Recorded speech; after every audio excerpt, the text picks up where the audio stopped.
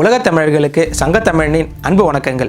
இலங்கையின் பூர்வக்குடிகள் தமிழர்களா அப்படிங்கிற தொடரில் இது வரைக்கும் இலங்கைக்கு விஜயன் வந்ததுக்கு அப்புறம் சிங்கள இனம் எப்படி தோன்றுனுச்சு அப்படின்னும், இலங்கையை தமிழர்களும் சிங்களர்களும் மாறி மாறி ஆட்சி பண்ணாங்க அப்படின்னும், ஐரோப்பியர்கள் ஆட்சியின் கீழே இலங்கை எப்படி இருந்துச்சு அப்படின்னு பார்த்தோம். இந்த பதிவில் இலங்கையை ஆண்ட கடைசி மன்னர்களான கண்டி நாயக்கர்களை பற்றி தான் பார்க்க போகிறோம். இதில் ஒரு ஆச்சரியமான தகவல் என்ன அப்படின்னா, இந்த கண்டி நாயக்கர்கள் மதுரையை ஆட்சி பண்ண நாயக்கர்களின் வம்சத்தை சேர்ந்தவங்க தான். சரி, மதுரையை ஆட்சி பண்ண கண்டி நாயக்கர்கள் எப்படி இலங்கைக்கு போனாங்க அப்படின்னும், இன்னைக்கும் இலங்கையின் உயர் பதவிகள் இருக்கிறது இந்த நாயக்க வம்சத்தை சேர்ந்தவங்க தானே அப்படிங்கிறத பற்றி தான் இந்த பதிவில் விரிவாக பார்க்க போகிறோம். எனவே கண்டிப்பாக முழுமையாக அந்த பதிவை பாருங்கள்.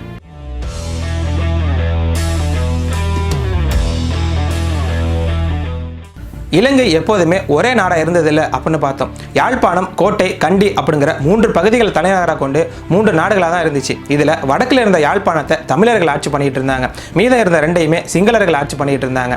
17ஆம் நூற்றாண்டுல இருந்து இலங்கையின் கண்டியை மதுரை நாயக்கர்கள் ஆட்சி பண்ண ஆரம்பிச்சாங்க. இவங்க கண்டி நாயக்கர்கள் அப்படின்னு அழைக்கப்பட்டாங்க. சரி, மதுரையில் இருந்த நாயக்கர்கள் எப்படி இலங்கை ஆட்சி பண்ணாங்க அப்படின்னு விரிவாக பார்க்கலாம். இலங்கையின் கண்டி பகுதியை 1707 இருந்து 1739 வரைக்குமே வீர நரேந்திர சிங்கன் அப்படிங்கிற சிங்கள மன்னர் ஆட்சி பண்ணிட்டு இருந்தாரு. இவர் மதுரையை ஆட்சி செஞ்சிட்டு இருந்த நாயக்கர் குடும்பத்தை சேர்ந்த ஒரு பெண்ணை 1708 திருமணம் செஞ்சுக்கிறாரு. அதற்கு அப்புறமா மறுபடியும் மதுரையை சேர்ந்த இன்னொரு நாயக்க குடும்ப பெண்ணையும் 1710 திருமணம் செஞ்சுக்கிறாரு. ஆனா இந்த 2 பேருக்குமே குழந்தை பிறக்கல. அந்த மன்னர் 1739 இறந்து போறதுக்கு முன்னாடி தனக்கு 2 ராணிகள் மூலமா குழந்தை இல்லாததால முதலாவது மனைவியின் தம்பியான விஜயபாலன், அதாவது தன்னோட மச்சான் தான் அடுத்த மன்னரா வரணும் அப்படின்னு சொல்றாரு. இதனால இந்த வீர நரேந்திர சிங்கன் 1739 இறந்து போனதுக்கு அப்புறமா மதுரை நாயக்க வம்சத்தை சேர்ந்த விஜயபாலன் தன்னோட பேரை ஸ்ரீ விஜயராஜ சிங்கன் அப்படின்னு மாற்றி கண்டியை ஆட்சி பண்ண ஆரம்பிக்கிறாரு. இவர் தான் இலங்கையில் கண்டி நாயக்க வம்சத்தை தோற்றுவிச்சவர். இவர் வைணவ மதத்தை சேர்ந்தவராக இருந்தாலுமே இலங்கையின் பெரும்பான்மையாக இருந்த புத்த மதத்திற்கு நிறைய நன்மைகளை செஞ்சிருக்காரு அப்படின்னு சொல்கிறாங்க. இவரோட ஆட்சி காலத்தில் தான் மிகப்பெரிய புத்தர் சிலைகளும் நிறைய புத்த கோயில்களும் கட்டப்பட்டுச்சு அப்படின்னு சொல்கிறாங்க. அதே நேரத்தில் இலங்கை முழுவதும் இருந்த கிறிஸ்துவ தேவாலயங்களை இடித்து தள்ளினாரு அப்படின்னு சொல்கிறாங்க. இந்த விஜயராஜ சிங்கன் சிவகங்கை ஜமீனா இருந்த நரேனப்ப நாயக்கர் அப்படிங்கிறவரோட மகளை தான் திருமணம் பண்ணிக்கிறாரு. இந்த திருமணத்தின் போது தமிழ்நாட்டில் இருந்து நிறைய பேர் இலங்கைக்கு போய் கண்டியிலே தங்கிடுறாங்க. இவருக்கும் குழந்தை இல்லாதால தன்னோட மச்சானையே தனக்கு அடுத்த மன்னராக அறிவிக்கிறாரு. இந்த விஜயராஜ சிங்கன் இறந்த பிறகு அவர் சொன்னபடியே அவரோட 16 வயதான மச்சானான கீர்த்தி ஸ்ரீ ராஜசிங்கன் 1747 அரியணைக்கு வந்தார். மன்னருக்கு வெறும் 16 வயசு ஆனதால அரசாங்கத்தை அவரோட அப்பாவான நரேனப்ப நாயக்கர் தான் பார்த்துக்கிட்டாரு. இவரும் புத்த மதத்திற்கு நிறைய சேவைகள் செஞ்சிருக்காரு அப்படின்னு சொல்றாங்க.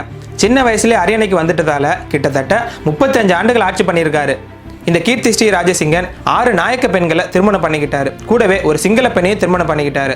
இதில் ஒரு சோகமான செய்தி என்ன அப்படின்னா, இவருக்கு இந்த 6 நாயக்க மனைவின் மூலமாக குழந்தை பிறக்கல. ஆனால் கடைசியாக திருமணம் பண்ணிக்கிட்ட சிங்கள பெண்ணின் மூலமாக 2 ஆண் பிள்ளையும் 6 பெண் பிள்ளையும் பிறந்தாங்க.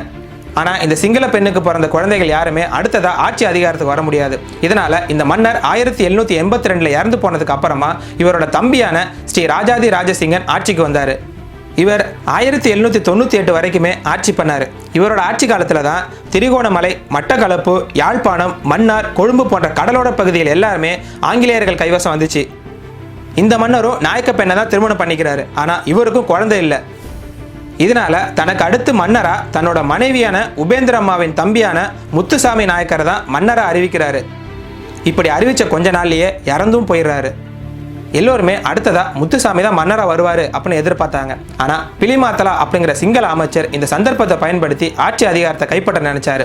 இதனால முத்துசாமிக்கு பதிலாக பொம்மையா ஒரு மன்னர் ஆட்சியில் அமர வச்சுட்டோம் அப்படின்னா அவர் நம்ம சொல்றது எல்லாத்தையுமே கேட்டு நடப்பாரு அப்படின்னு நினைச்சு முத்துசாமியையும் ராணி உபேந்திரமாவையும் நாட்டை விட்டே விரட்டிட்டு மன்னரோட 2வது மனைவியின் தம்பியான கண்ணுசாமி நாயக்கரை 1798 மன்னரை அறிவிக்கிறாரு. இவர் தான் இலங்கை ஆண்ட கடைசி மன்னரான விக்ரமராஜசிங்கன். பிலிமாத்தலாவால் நாட்டை விட்டு துரத்தப்பட்ட முத்துசாமியும் ராணி உபேந்திரமாவும் யாழ்ப்பாணத்தில் இருந்த ஆங்கிலேயர்கள்கிட்ட தஞ்சம் புகுந்தாங்க. அதே நேரத்தில் கண்டியின் அரசனா முடிசூட்டிக்கிட்ட விக்ரமராஜசிங்கன் பிலிமாத்தலா சொன்னதை கேட்காம சிறப்பாக ஆட்சி செஞ்சார். இதனால பிலிமாத்தலாக்கு பயங்கர ஏமாற்றம். எப்படியாவது சூழ்ச்சி செஞ்சு ஆட்சியை பிடிச்சிடணும் அப்படின்னு நினச்சி கண்டியை கைப்பற்றதுக்காக ஆங்கிலேயர்களுக்கு தூது அனுப்புகிறாரு. இதனால ஆங்கிலேயர்களும் கண்டியின் மீது போர் தொடுத்தாங்க. ஆங்கிலேயர்களோட மிகப்பெரிய படையை எதிர்கொள்ளக்கூடிய அளவுக்கு விக்ரமராஜ சிங்கன் கிட்ட படைபலம் இல்லை. இதனால தப்பிச்சு போய் ஒரு இடத்துல பதுங்கி இருக்காரு. கண்டி கோட்டையை முற்றுகையிட்ட ஆங்கிலேயர்கள் அங்க மன்னர் இல்லாததால ரொம்பவே எளிமையா கோட்டையை கைப்பற்றிட்டாங்க. ஆனா பிலிமாத்தல நினைச்சபடி அவரை மன்னர் ஆக்காம முத்துசாமியை தான் மன்னரா 1803ஆம் ஆண்டு மெக்டோவல் அப்படிங்கிற வெள்ளைக்கார தளபதி அறிவிக்கிறாரு. ஆனா யாருமே எதிர்பார்க்காத வண்ணம் விக்ரமராஜசிங்கன் ஒரு மிகப்பெரிய படையை திரட்டி கொண்டு வந்து வெள்ளைக்காரர்களோட சண்டையிட்டு கோட்டையும் மீட்டு வெள்ளைக்காரர்களை ஓட ஓட விரட்டி அடிச்சாரு. இவர் கூட எதிர்த்து போரிட முடியாம வெள்ளைக்காரங்களே வெள்ளை கொடியை காட்டி சரணடைஞ்சாங்க அப்படின்னு சொல்றாங்க. இப்படி விக்ரமராஜசிங்கன் கண்டி கோட்டையை கைப்பற்றினதுக்கு அப்புறமா பிலிமாத்தலாவே அமைச்சராக தொடர்ந்தாரு. அதற்கு காரணம் அவரோட சூழ்ச்சிகள் எதுவுமே மன்னருக்கு தெரியாது. எப்படியாவது மன்னரை தன்னோட சொல் பேச்சு கேட்க வைக்க என்ன செய்யலாம் அப்படின்னு யோசிச்ச பிலிமாத்தலா தன்னோட மகளையே மன்னருக்கு திருமணம் செஞ்சு வைக்க முயற்சி பண்றாரு. ஆனா ஒரு சிங்கள பெண்ணை திருமணம் பண்ணிக்க மன்னர் மறுத்துறாரு. இது மட்டும் இல்லாம உடனே தன்னோட சொந்தக்கார பெண் 2 பேரை திருமணமும் செஞ்சுக்கிட்டாரு. இதனால பயங்கர கோபம் அடைஞ்ச மந்திரி பிலிமாத்தலா மன்னரை எப்படியாவது தீர்த்து கட்ட முயற்சி பண்றாரு. இதை தெரிஞ்சுக்கிட்ட மன்னர் பிலிமாத்தலாவை தூக்கில் போட உத்தரவிடுறாரு. அவருக்கு பதிலா எகிலப்பொல அப்படிங்கிறவரை அமைச்சராகவும் அறிவிக்கிறாரு. ஆனா இந்த எகிலப்பொலவும் வெள்ளைக்காரர்கள் கூட தொடர்பு வச்சிருந்தாரு. மன்னருக்கு எதிராக உள்நாட்டு கலவரங்களையும் தூண்டி விட்டாரு. இதை தெரிஞ்சுக்கிட்ட மன்னர் விக்ரமராஜசிங்கன் எகிலப்பொலவோட சூழ்ச்சிக்கு உடந்தையா இருந்த புத்த பிக்குகளை தூக்கில் போடுறாரு. இதனால எகிலப்பொல தலைமறைவாகிட்டாரு. அதற்கு அப்புறமா பல வழிகளில் கண்டி அரசை கவிழ்க்க முயற்சி பண்ணிக்கிட்டே இருந்தாரு. இப்படி எகிலப்பொல தொடர்ந்து மன்னருக்கு எதிராக செயல்பட்டதால ஒரு கட்டத்தில் பொறுக்கவே முடியாத விக்ரமராஜசிங்கன் எகிலப்பொலவோட மனைவியான குமாரிகாமியையும் அவரோட 4 குழந்தைகளையும் ஆயிரக்கணக்கான சிங்கள மக்கள் முன்னிலையில வெட்டி கொலை செய்ய உத்தரவிடுறாரு. அந்த 4 குழந்தைகளுக்குமே 11 வயசுக்குள்ள தான் இருக்கும். இதனால அங்க இருந்த சிங்கள மக்கள் எல்லாருக்குமே விக்ரமராஜன் சிங்கன் மீது ஒரு வெறுப்பு வந்துச்சு. இந்த சூழ்நிலையை எப்படியாவது சாதகமாக பயன்படுத்திக்கணும் அப்படின்னு நினைச்ச எகிலப்பொல வெள்ளைக்கார அதிகாரியான ராபர்ட் பிரவுன் கூட சேர்ந்து கண்டியின் மீது போர் தொடுக்கிறாங்க. அப்போ அவங்க சிங்கள மக்கள் கிட்ட ஒரு பிரச்சாரத்தை முன்னெடுத்தாங்க. அதாவது சிங்கள மக்களை தமிழ் மன்னரான விக்ரமராஜசிங்கன் கொடுமை செய்கிறாரு, அவர்கிட்ட இருந்து நாட்டை பாதுகாக்க தான் கண்டியின் மீது போர் தொடுக்கிறோம் அப்படின்னு. இதனால நிறைய சிங்கள மக்கள் அந்த போர்ல கலந்துக்கிட்டாங்க. இறுதியா அந்த போர்ல வெள்ளைக்காரர்கள் வெற்றி பெற்றாங்க. விக்ரமராஜசிங்கனையும் அவரோட குடும்பத்தையும் கைது பண்ணி 1816 தமிழ்நாட்டுக்கு கொண்டு வந்து வேலூர் சிறையிலையும் அடைச்சிடுறாங்க. கிட்டத்தட்ட 16 ஆண்டுகள் சிறையிலே இருந்த விக்ரமராஜசிங்கன் 1832 உயிரை விட்டாரு. இவர் தான் இலங்கையின் கடைசி மன்னர். இவர் இறந்த பிறகு அவரோட உடலை பாலாற்றங்கரையில புதைச்சி அங்க ஒரு கல்வெட்டையும் வச்சாங்க. அதற்கு அப்புறமா அவரோட உறவினர்கள் இறந்த பிறகும் அவங்களையும் அங்கேயே புதைச்சாங்க. ரொம்ப நாளாக அந்த இடம் எங்கே இருக்குது அப்படின்னு யாருக்குமே தெரியாமல் இருந்துச்சு.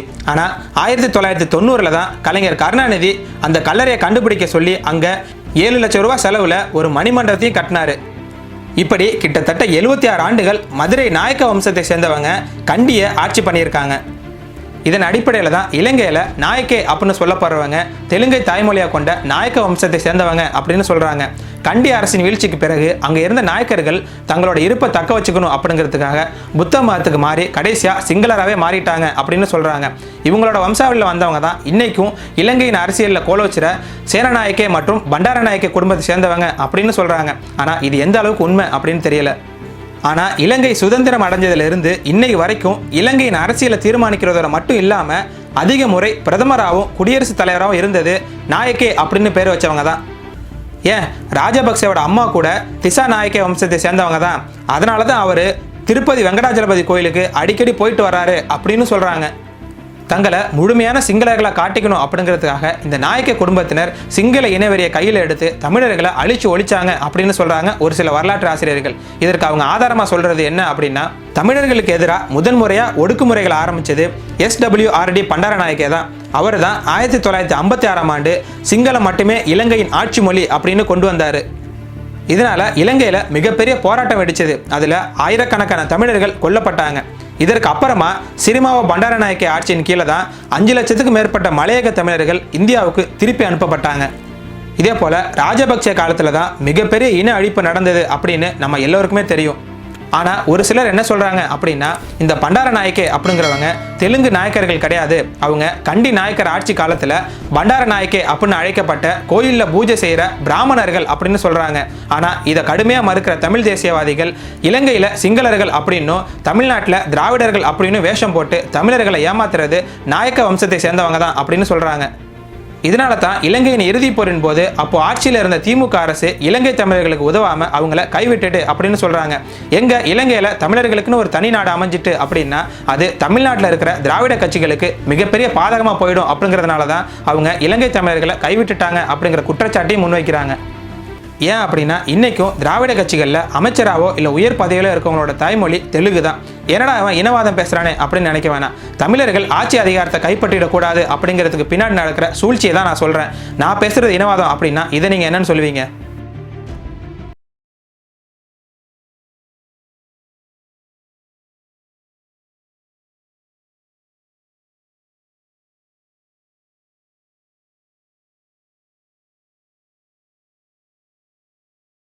நம்மளை அடிமைப்படுத்தி ஆட்சி பண்ணாரு திருமலை நாயக்கர். அதனால அவருக்கு மதுரையில் விழா கொண்டாடுறாங்க. சரி, ஆனால் வேங்கி நாடு அப்படின்னு சொல்லப்பட்ட ஆந்திராவை பல நூறு ஆண்டுகள் ஆட்சி பண்ண ராஜராஜ சோழனுக்கோ இல்லை ராஜேந்திர சோழனுக்கோ இன்னைக்கு நாம ஆந்திராவில் போய் விழா கொண்டாட முடியுமா அப்படிங்கிறதா என்னோட கேள்வி.